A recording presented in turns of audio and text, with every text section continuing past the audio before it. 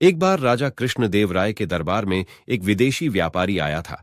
इस व्यापारी ने राजा से मुलाकात कर कहा कि उसने सुना है कि राजा के पास कई सारे मंत्री हैं और उसने इन मंत्रियों की बुद्धिमानी के बारे में काफी कुछ सुना हुआ है।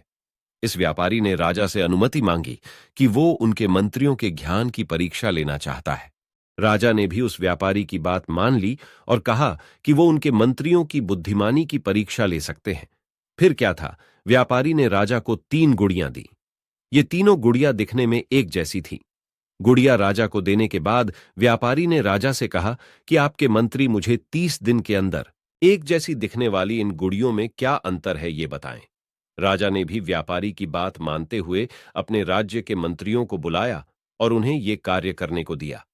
हालांकि राजा ने तेनाली रामा को यह कार्य नहीं सौंपा था, लेकिन लंबे समय तक कोई भी मंत्री ये नहीं बता पाया कि आखिर एक जैसी दिखने वाली इन घुड़ियों में क्या अंतर है। फिर राजा ने यही कार्य तेनाली रामा को सौंपा और जैसे ही 30 दिन पूरे हो गए, वो व्यापारी राजा के दरबार में अपनी चुनौती का जवाब मांगने आया। फिर क्या था, तेनाली रामा ने उस व्यापारी को कहा कि इन 3 गुड़ियों में से एक गुड़िया अच्छी है, एक ठीक ठाक है, जबकि एक बहुत बुरी है। तेनालीरामा के इस जवाब को सुनकर सब हैरान रह गए कि आखिर किस आधार पर तेनाली ने यह जवाब दिया। फिर तेनालीरामा ने सबके सामने एक गुड़िया के कान में एक तार डाली और वो तार गुड़िया के मुंह से निकल आई। फिर इसी तरह उन्होंने दूसरी गुड़िया के कान में तार डाली और वो तार उस गुड़िया के दूसरे कान से निकल गई। और अंतिम गुड़िया के कान में तार डालने पर वो तार किसी भी जगह से बाहर नहीं निकली। जिसके बाद तेनालीरामा ने कहा कि जिस गुड़िया के मुंह से तार बाहर निकली है वो गुड़िया बुरी है, क्योंकि उसको अगर कोई कुछ बताएगा तो वो सबको उस बात की जानकारी दे देगी। वहीं जिस गुड़िया के कान से तार निकली वो गुड़िया ठीक ठाक है, क्योंकि अगर उसे कोई कुछ बताएगा तो वो उसको ध्यान से नहीं सुनेंगी।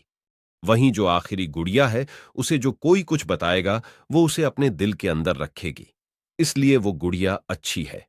इस तरह से तेनालीरामा द्वारा दिए गए जवाब को सुनकर राजा के साथ साथ वो व्यापारी भी हैरान रह गए।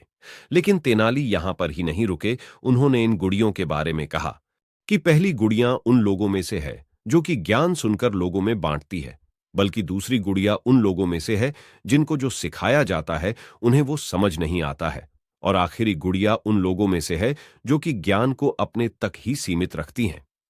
तेनाली के इस जवाब को भी सुनकर राजा काफी खुश हुए। उस व्यापारी को भी समझ आ गया